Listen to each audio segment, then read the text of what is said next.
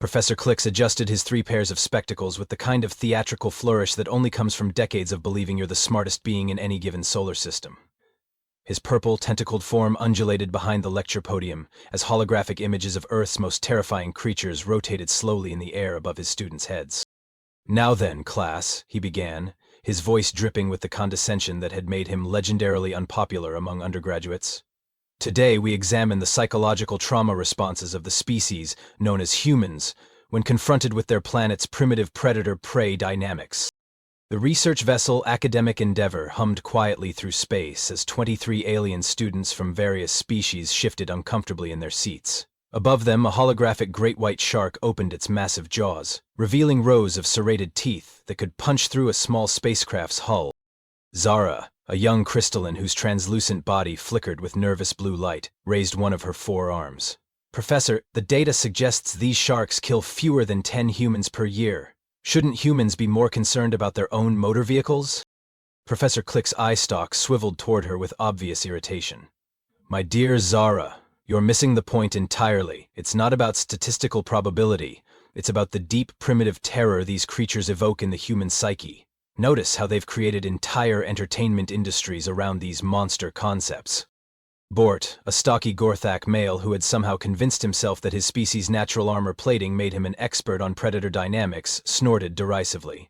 "Honestly, Professor, how dangerous could these Earth creatures really be? I mean, look at this." The hologram shifted to display a massive grizzly bear standing on its hind legs. Several students gasped. 8 feet tall, equipped with claws that can tear through sheet metal, bite force of over 1,200 pounds per square inch. Bort read from his tablet with obvious skepticism. "And yet humans regularly venture into their territories for something called camping? Clearly these predators can't be that effective if the humans are still around to be afraid of them."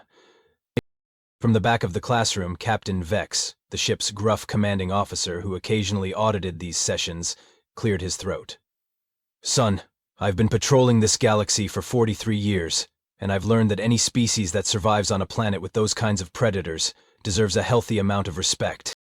Professor Clix's tentacles bristled. "Captain, with all due respect, we're conducting a scientific analysis here. Fear is simply an evolutionary holdover for humans. They've developed technology that renders these creatures essentially harmless, yet they maintain these irrational phobias. It's quite fascinating from an anthropological perspective." The hologram cycled through more images. A Bengal tiger crouched in tall grass, a saltwater crocodile lurking just beneath dark water, a pack of wolves moving through snow-covered forest. Each image drew gasps and nervous chittering from the students. Zora's body flickered a deeper blue. "Professor, I've been reading additional materials about Earth's ecosystem. Did you know they classify it as a death world? The atmospheric oxygen content is actually toxic to most known species, and their gravity is nearly 3 times what most civilizations consider habitable." "Precisely my point," Professor Clix beamed, clearly pleased that someone was following his logic. "Humans have evolved in this nightmarish environment, constantly surrounded by creatures that could end their existence in seconds. This has created a species defined by paranoia and fear responses. It's actually quite sad when you think about it." Bort rolled his eyes, his species equivalent of a dismissive gesture. "So we're supposed to be impressed by a species that's scared of their own planet?" Captain Vex stood up slowly, his scarred exoskeleton catching the light. "Kid, maybe you should ask yourself why they're still the dominant species on a planet like that." The classroom fell silent except for the gentle hum of the ship's engines. The holographic display now showed a montage of human cities, sprawling metropolises that had clearly conquered their environment through technology and determination. Professor Clix waved a tentacle dismissively. Yes, they've achieved a certain level of technological advancement, but that doesn't change the fundamental psychological framework we're studying. Tomorrow we'll have the opportunity to observe these fear responses firsthand. A human exchange student will be joining us for our field research segment. Several students exchanged nervous glances. Zara's crystalline form shifted to a pale yellow. "We're going to meet an actual human? From the death world?" "Indeed. A perfect opportunity to observe their primitive psychological responses in a controlled environment. I'm particularly interested in studying how they react when separated from their technological safety nets." Professor Clix's eye stalks practically gleamed with academic excitement. Captain Vex muttered something under his breath that sounded suspiciously like, "This is going to end badly." "Now, then," Professor Clix continued, oblivious to the captain's concerns, Tonight, I want you all to review chapters 12 through 15 on trauma responses in apex species. Tomorrow's observations will be crucial for your final research papers. As the students filed out, chattering nervously about meeting their first human, Captain Vex approached the professor's podium. Clicks, I've transported humans before. You might want to prepare your students for the possibility that your theories about fear and primitive responses might be incomplete. Professor Click's tentacles waved dismissively. Captain, I appreciate your concern, but I am a trained xenobiologist with 17 published papers on predatory-prey psychological dynamics. I think I can handle one frightened human student. Captain Vex shook his head as he headed for the door. Famous last words, Professor. Famous last words. The shuttle bay of the academic endeavor had never felt quite so tense. Professor Click stood at the center of his assembled class, tentacles arranged in what he probably thought was a welcoming configuration, but looked more like he was preparing to conduct a particularly pretentious orchestra. The students clustered behind him in nervous groups, whispering among themselves as the shuttle's engines wound down. Remember, class, Professor Clix announced with the authority of someone who had never been wrong about anything in his entire academic career. We are observing a specimen from one of the galaxy's most psychologically damaged species. Expect signs of hypervigilance, startle responses, and general anxiety about being removed from their familiar environment. Zara's crystalline form flickered a worried orange. Professor, shouldn't we be more concerned about our own safety? The research indicates humans are incredibly adaptable and resourceful. Nonsense. Clix waved a dismissive tentacle. They're adaptive within their own hostile environment. Remove them from that context, and they become quite helpless. Basic xenopsychology, my dear. The shuttle's hatch hissed open and outstepped the most aggressively normal-looking creature any of them had ever seen. Jake Morrison was exactly 6 feet tall, with brown hair that looked like he'd finger-combed it 5 minutes ago, wearing what appeared to be a faded blue shirt with incomprehensible symbols on it and pants that had seen better decades. He looked around the shuttle bay with the casual interest of someone touring a mildly interesting museum. Hey there, Jake called out cheerfully, raising one hand in what the aliens would later learn was called a wave. Thanks for having me aboard. This is so cool. I've never been on a real research vessel before. The students exchanged confused glances. This was not the cowering, psychologically traumatized specimen they'd been led to expect. Professor Clix cleared his throat importantly. Welcome aboard, human Jake. I am Professor Clix, and this is my advanced xenobiology class. We understand this must be quite overwhelming for you, being so far from your natural habitat. Jake laughed, a sound that made several students jump slightly. Overwhelming? Are you kidding? This is amazing. I've been looking forward to this for months. Oh, by the way, I hope it's okay that I brought my buddy along. Long space trips can get pretty lonely, you know? Of course, Professor Clix nodded sagely, eye stalks practically gleaming with satisfaction. Human pack bonding behaviors are well documented. We look forward to meeting your fellow human companion. Fellow human? Jake looked confused for a moment, then grinned. Oh no, Max isn't human. He's been my best friend for about 3 years now. Had to get special permission to bring him along, but the authorities figured it would be good for the cultural exchange program. Bort perked up with interest. Another species? What kind of alien is your companion? Jake scratched his head thoughtfully. Alien? I guess you could call him that technically. He's from Earth too, but he's definitely not human. He's actually sleeping off the shuttle ride right now. Space travel makes him pretty tired. But don't worry, he's super friendly once he warms up to you. Captain Vex, who had been monitoring the arrival from the bay's control booth, felt his protective instincts starting to tingle. Something about the human's casual tone was setting off alarm bells in his experienced mind. Professor Clix, however, was delighted. Fascinating. Another Earth species. Class, this presents us with an unprecedented opportunity to study interspecies relationships between Earth creatures. Tell me, human Jake, what kind of creature is this Max? Oh, he's a German Shepherd, Jake replied with obvious affection. About 90 pounds, really smart, loves to play fetch. He's got this thing where he tries to protect everyone he meets. It's pretty cute, actually. Sometimes I have to remind him that not everyone wants to wrestle. The word shepherd seemed harmless enough to the aliens, who had no context for what it might mean on a death world. Professor Click's tentacles practically vibrated with academic excitement. How wonderful! A pastoral creature, no doubt. Perhaps something similar to our own gentle grazers of Centauri Prime? Jake tilted his head slightly, the way humans do when they're trying to figure out if someone is joking. Gentle grazer? Max? I'm I mean, he's definitely gentle with kids and people he likes, but I wouldn't exactly call him pastoral. He's more of an active type. Active in what way? Zara asked, her crystalline body flickering with curiosity.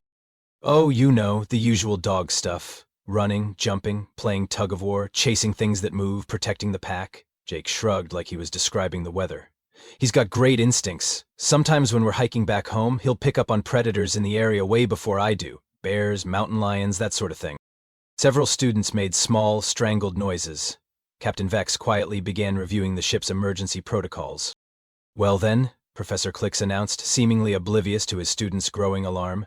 Shall we meet this, Max? I'm quite eager to observe the bonding behaviors between species from your remarkable planet. Jake's face lit up with genuine enthusiasm. Absolutely, let me go wake him up. Fair warning though, he might be a little excited to meet everyone. He's really social. As Jake headed back toward the shuttle, Professor Clix turned to his class with insufferable smugness. You see, students, classic human anthropomorphization. They attribute complex emotional states to simple creatures from their environment. This Max is undoubtedly some sort of docile herbivore that the human has adopted as a comfort animal. Captain Vex's voice crackled over the intercom from the control booth. Professor, maybe we should review the safety protocols before... Nonsense, Captain. We're xenobiologists. We can certainly handle one primitive Earth creature and its emotionally dependent human companion. From inside the shuttle came the sound of Jake's voice, speaking in the peculiar tone humans use when addressing creatures they're fond of. Come on, boy. Time to meet our new friends. What happened next would fundamentally alter every single being's understanding of humanity's place in the galactic food chain. The first sound they heard was the clicking. Not the gentle tap-tap-tap of herbivore hooves on metal decking that Professor Clix had been expecting, but the distinct click-click-click of what could only be described as claws. Sharp ones, moving fast. Then came the panting. Heavy, rhythmic breathing that suggested a creature built for endurance and exertion, the kind of breathing pattern that evolutionary biologists associated with pursuit predators. Bort, who had been standing confidently near the front of the group, took an unconscious step backward. That doesn't sound very pastoral, he muttered. Nonsense, Professor Clix hissed, though his eye stalks were beginning to swivel nervously toward the shuttle entrance. It's merely a large herbivore, perhaps something analogous to the great leaf eaters of Vega 7. Jake appeared in the shuttle doorway, and behind him, filling nearly the entire frame, was 90 pounds of pure, concentrated apex predator. Maximus was a German shepherd in his absolute prime, black and tan coat gleaming under the shuttle bay lights, ears perked forward in alert attention, dark eyes scanning the assembled aliens with the kind of intelligent assessment that had been refined over millions of years of successful hunting. The silence that followed could have been measured in geological epochs. Max stepped into the shuttle bay with the fluid grace of a creature that had never questioned its place at the top of the food chain. His massive paws made soft clicking sounds on the metal floor as he moved, muscles rippling beneath his coat with each step. When he opened his mouth to pant happily at Jake, the assembled aliens got a perfect view of teeth that would have made a great white shark nod in professional approval. Everyone, meet Max, Jake announced cheerfully, completely oblivious to the fact that 23 alien students and one professor had just simultaneously calculated their individual chances of survival. Max, these are our new friends. Max's tail began to wag. Now, if you've never seen a German shepherd's tail wag, you might think this would be reassuring. You would be wrong. When 90 pounds of predator starts expressing enthusiasm, that tail becomes a weapon that could knock a small alien clear across the room. The rhythmic thumping sound it made against the shuttle's hull was like a war drum, announcing the arrival of Earth's apex species. Zara made a small, crystalline whimpering sound. Professor, she whispered, her body flickering through several shades of terrified purple. That's a wolf.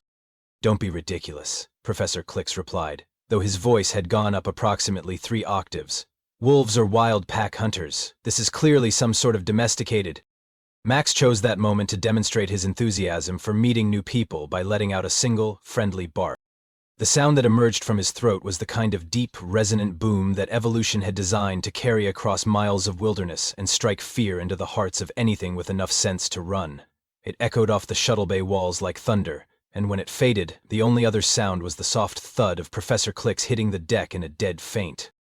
Oh, good boy, Max, Jake praised, reaching down to scratch behind the dog's ears. You said hello, that's my social boy. Max's tail wagged harder, if such a thing was possible.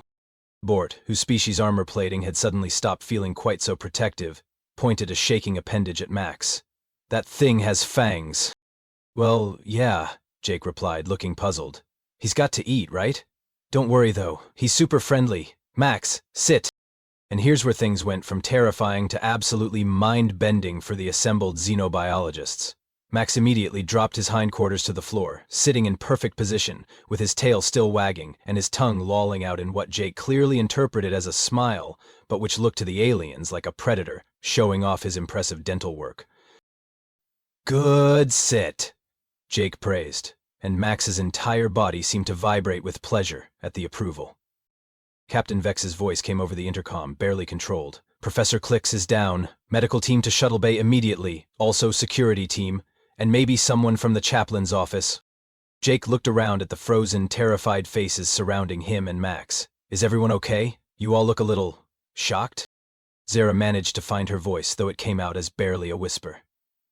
That's a predator. Max? Oh yeah, definitely. German shepherds were originally bred for herding and protection work. They've got all the instincts of their wolf ancestors, just channeled into... Wolf ancestors, Bort interrupted, his voice cracking. Sure, dogs evolved from wolves over thousands of years. Humans basically took pack-hunting apex predators and turned them into companions. Pretty cool, right? The medical team arrived to find Professor Clicks still unconscious on the floor, 23 students pressed against the far wall of the shuttle bay, and one human sitting cross-legged on the deck, scratching the belly of what appeared to be a tame wolf while explaining the finer points of selective breeding. The really amazing part, Jake continued conversationally, apparently addressing his remarks to the unconscious professor, is how we managed to keep all their best predator traits while making them completely loyal to humans. Max here could probably take down a full-grown deer if he had to, but he'd rather play fetch and protect kids. It's like having a furry bodyguard who thinks belly rubs are the highest form of currency. Max rolled over to give Jake better access to his stomach, revealing the kind of muscled torso that spoke of a creature built for running down prey across vast distances. Zara, who had been quietly having an existential crisis about everything she thought she knew about Earth species, finally managed to speak. You took wolves, apex predators, and you made them... pets? Best decision our species ever made, Jake replied proudly, giving Max another belly rub. Dogs have been humanity's best friends for about 15,000 years now. We've got breeds for hunting, breeds for protection, breeds for companionship, breeds for work. Max here is actually considered a working dog. His breed was developed to be smart, loyal, and protective. Protective of what? Captain Vex asked over the intercom, though he probably already knew the answer. Of humans, mainly, and anyone else in their pack. Jake grinned and looked around at the still terrified faces. Hey, that includes you guys now. Max, these are friends. Max immediately perked up, tail resuming its weaponized wagging as he looked around at each alien with renewed interest. Several students made small squeaking noises. The really cool thing, Jake continued, oblivious to the existential terror he was causing, is that this is just one breed. There are hundreds of different types of dogs, all bred for different purposes. Some are even bigger than Max. And that, ladies and gentlemen, was the moment that changed everything. What followed could best be described as organized chaos if you considered 23 xenobiology students having simultaneous nervous breakdowns to be any kind of organization. Security alert, Captain Vex's voice boomed over the ship's intercom system. We have a Code 7 in the shuttle bay. Repeat, Code 7. What's a Code 7? Jake asked conversationally, still scratching Max's belly while the dog's tail thumped happily against the metal floor. Uncontrolled predator in populated area. Zara managed to squeak out from where she was pressed against the wall, her crystalline body cycling rapidly through every shade of panic in the visible spectrum. Uncontrolled? Max? Jake looked genuinely hurt. He's the most controlled dog I know. Watch this. Max, stay. Max immediately froze in position, belly still exposed, tail still wagging, but otherwise motionless as a statue. Even his breathing seemed to slow. Good stay, Jake praised, then stood up and walked 20 feet away. Max's eyes tracked his movement, but the dog didn't budge so much as a whisker. See? Perfect impulse control. Bort, whose armor plating was now making small clicking sounds as he trembled, pointed at Max with a shaking appendage. But it's a wolf! You said it evolved from wolves! Well, yeah, but that was like 15,000 years ago, Jake replied, as if this timeline somehow made it less terrifying. Humans have been selectively breeding dogs for specific traits for centuries. Max's lineage has been carefully developed for intelligence, loyalty, and trainability. The medical team had managed to revive Professor Clicks, who took one look at Max, made a small whimpering sound, and promptly fainted again. "Is he okay?" Jake asked with genuine concern. "Should I move Max away from him?" "No," came the immediate response from approximately 15 different species simultaneously. "Don't move the predator," Captain Vex added over the intercom. "Everyone just stay very still and try not to make any sudden movements." Jake blinked in confusion. "Guys, I think there's been some kind of misunderstanding. Max isn't dangerous. Well, I mean, he could be if he needed to protect someone, but he's trained. Watch." Jake pulled a small yellow ball from his pocket. "Max, release." Max immediately rolled to his feet with liquid grace, muscles rippling as he transitioned from relaxed to alert in a fraction of a second. Every alien in the bay took an involuntary step backward. "Ball," Jake announced cheerfully, holding up the toy. Max's entire demeanor changed. His ears perked forward, his tail began wagging with renewed enthusiasm, and he dropped into what humans call a playbow, but which looked to the aliens like a predator preparing to pounce. Jake tossed the ball across the shuttle bay. What happened next will be discussed in xenobiology textbooks for generations to come. Max exploded into motion with the kind of speed and agility that evolution had spent millions of years perfecting. He covered the distance to the ball in 3 powerful bounds, snatched it out of the air with precision that spoke of countless generations of successful hunters, and returned to Jake in a display of controlled athleticism that left no doubt about what this creature was capable of. "Good boy," Jake praised, taking the ball from Max's mouth. "Who's a good boy? You are. Yes, you are." Max's tail wagged harder, and he made a small whining sound of pure happiness. The assembled aliens watched in stunned silence as 90 pounds of apex predator turned into what could only be described as an overgrown puppy seeking approval from his human. "This is impossible," Professor Clicks wheezed, having been revived again by the medical team. "Predators cannot be domesticated. They cannot subordinate their hunting instincts to another species. It violates every principle of evolutionary biology." "Tell that to Max," Jake shrugged, "or the other 800 million dogs on Earth."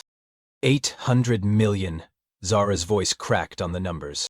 "Give or take, dogs are pretty popular pets. Some families have 2 or 3. Bort made a sound like air leaking from a punctured pressure suit. "You have 800 million trained wolves?" "Not wolves," Jake corrected patiently. "Dogs. There's a difference, although we do have some breeds that are closer to their wolf ancestry than Max. Siberian Huskies, for example, or Alaskan Malamutes. Those guys can get up to about 120 pounds, and they're bred for endurance work in extreme conditions." Captain Vex's voice came over the intercom, and even the seasoned military officer sounded shaken. "Human Jake, are you telling us that your species has weaponized Earth's apex predators?" Jake looked genuinely surprised by the question. "Weaponized? No, that's not. I mean, some dogs are trained for military or police work, sure, but mostly they're just companions. Family members, really. Max sleeps on my bed." "It sleeps in your territory?" Professor Clicks managed to croak. "He's not an it, he's Max," Jake replied with the first hint of irritation they'd heard from him. "And yes, he sleeps on my bed, right next to me. Sometimes he dreams, and his legs move like he's running." The image of a human voluntarily sharing sleeping space with a pack-hunting predator was apparently too much for several students, who made various noises of distress. "But why?" Zara asked, her voice barely a whisper. "Why would you domesticate predators?" Jake's expression softened. "Because they're amazing. Dogs are loyal, intelligent, affectionate, and protective. They've been helping humans with hunting, herding, protection, and companionship for thousands of years. They've saved countless human lives, worked alongside us in wars, helped us explore new territories, and provided emotional support through some of humanity's darkest periods." He reached down to pat Max's head. "Plus, they're great listeners and they never judge you for eating ice cream for breakfast." Max's tail thumped against the floor at the attention, and he made a small sound of contentment. "The really amazing part," Jake continued, warming to his subject, "is how the partnership benefits both species. Dogs get food, shelter, medical care, and social interaction. Humans get companionship, protection, and work assistance. It's one of the most successful interspecies relationships in Earth's history." Professor Clicks, who was being supported by 2 members of the medical team, stared at Max with a mixture of scientific fascination and existential dread. You've created a symbiotic relationship with apex predators. Pretty much, yeah, Jake grinned. And it's awesome. As if to punctuate his point, Max chose that moment to yawn, revealing his impressive dental work in all its glory. The sound that emerged from the assembled aliens could best be described as a collective whimper. Don't worry, Jake said cheerfully, misinterpreting their reaction entirely. He's just getting sleepy. All this excitement has worn him out. Max, down. Max immediately dropped to the floor and rested his massive head on his paws, looking up at Jake with obvious adoration. Good down, what a good boy. And there it was, 90 pounds of Earth's apex predation technology, lying obediently on the shuttle bay floor, waiting for the next command from his human pack leader.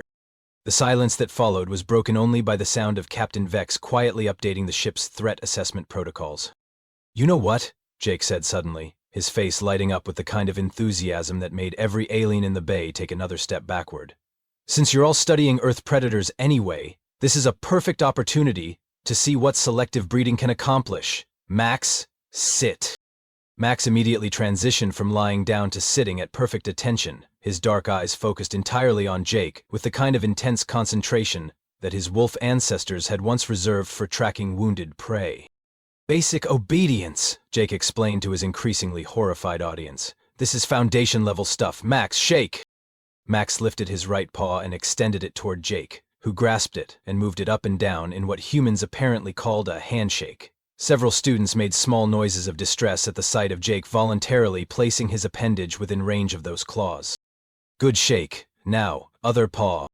Max immediately switched paws, offering his left for the same treatment. Professor Clix, who was now being kept upright by pure academic stubbornness, and two medical technicians, managed to wheeze out a question. How many commands does it know? He knows about 30 basic commands, plus a bunch of specialized ones for different situations, Jake replied proudly. Max, speak! Max let out a single, controlled bark that was somehow even more terrifying than his earlier enthusiastic greeting because it demonstrated exactly how much restraint he'd been showing before. Could speak, now quiet. Max immediately fell silent, though his tail continued its rhythmic thumping. Incredible, Zara whispered, her crystalline body flickering between fascination and terror. It has volume control. Of course he does, Jake said, as if this was the most natural thing in the galaxy. You can't have a 90-pound predator running around making noise whenever he feels like it. Social conditioning is a huge part of dog training. Max, roll over. Max dropped to the floor and executed a perfect barrel roll, displaying his muscled torso and powerful limbs before returning to a sitting position. The move was fluid, controlled, and showcased exactly why German Shepherds had been bred for physical capability. Good roll, Max, play dead. And this is where things got truly surreal. Max immediately flopped onto his side, closed his eyes, and went completely limp, tongue lolling out in a perfect imitation of a deceased predator. He even held his breath for a few seconds to complete the illusion. The silence that followed was the kind usually reserved for funeral services. It's pretending to be dead, Bort managed to croak. On command, added Captain Vex over the intercom, his voice carrying the tone of someone rapidly revising his understanding of human psychological warfare capabilities. Max, up, Jake called cheerfully. Max immediately sprang back to life, tail wagging as if death simulation was the most fun activity he'd engaged in all day. That's actually one of the more advanced tricks, Jake explained conversationally. It requires impulse control, breath control, and the ability to override natural survival instincts. Took us about 3 months to get it right. Professor Clix made a sound like a deflating balloon. You trained an apex predator to simulate death for your entertainment. Well, when you put it like that, it sounds kind of weird, Jake admitted. But it's really about building trust and communication. Plus, it's useful if you ever need him to stay perfectly still in an emergency situation. Max, down, stay. Max immediately dropped to the floor and froze in position, becoming as motionless as a statue despite the chaos and alien scents surrounding him. Good stay, Jake praised, then walked to the other side of the shuttle bay. Max's eyes tracked him, but the dog remained perfectly still. He'll hold that position until I release him, no matter what happens around him. To demonstrate, Jake picked up the yellow ball and bounced it directly in front of Max's nose.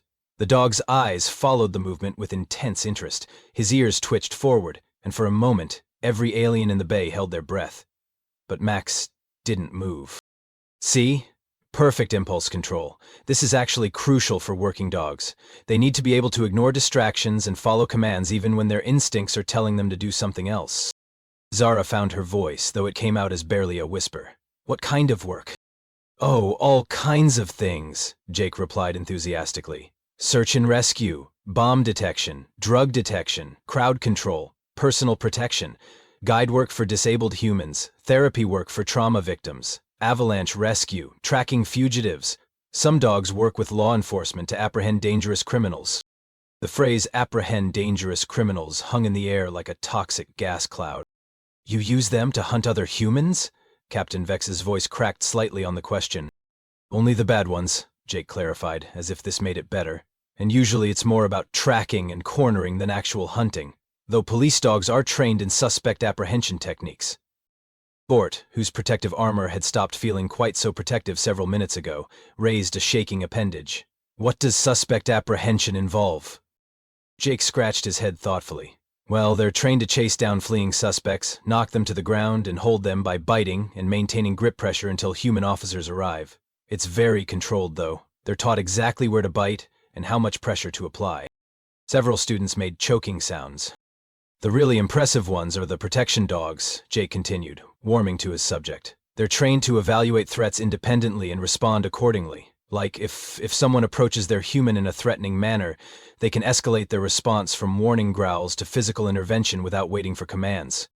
Professor Clicks, who was now completely dependent on the medical team for vertical support, managed to croak out, "Independent threat assessment?"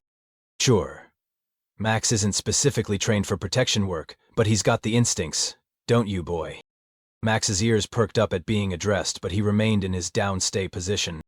Smart dogs like German Shepherds can read human body language, vocal tones, and situational context to determine if their pack is in danger. If they decide someone is a threat, they can go from friendly companion to active protector in about half a second. Jake looked around at the terrified faces surrounding him, and his expression shifted to one of mild concern. You guys are looking kind of pale. Well, the ones of you who have traditional color-changing capabilities anyway. Are you feeling okay? Zara managed to find her voice. Jake, do you understand what you've just described to us? Dog training? Jake replied, genuinely puzzled. You've described a species that has domesticated intelligent pack-hunting predators, trained them in combat techniques, and deployed them for law enforcement and military applications while maintaining them as household companions. Jake considered this for a moment. I mean, when you put it like that, it does sound pretty intense. But really, most dogs are just pets. Max here has never been in a real fight in his life. Haven't you, buddy? Max's tail thumped once against the floor at being addressed, but he maintained his position. The closest he's come to actual protection work was the time he scared off a black bear that wandered into our campsite. But that was just barking and posturing, no actual contact. He scared off a bear? Bort's voice went up several octaves. Oh yeah, black bears usually back down if you make enough noise and look confident. Max is good at both. Plus, he's got that whole I'm a predator too vibe that most animals pick up on pretty quickly. And there it was. Casual mention of interspecies predator intimidation tactics deployed by the family pet during a camping trip. Captain Vex's voice came over the intercom one more time, and he sounded like someone who had just fundamentally revised his species' military doctrine. Human Jake, exactly how common are these dogs in human society? Super common, Jake replied cheerfully. Like I said, there are hundreds of millions of them. Most human families either have a dog or know someone who does. They're basically integrated into human civilization at every level. The silence that followed was the sound of 23 different species simultaneously realizing that humanity hadn't just survived on a death world. They had recruited the death world to work for them.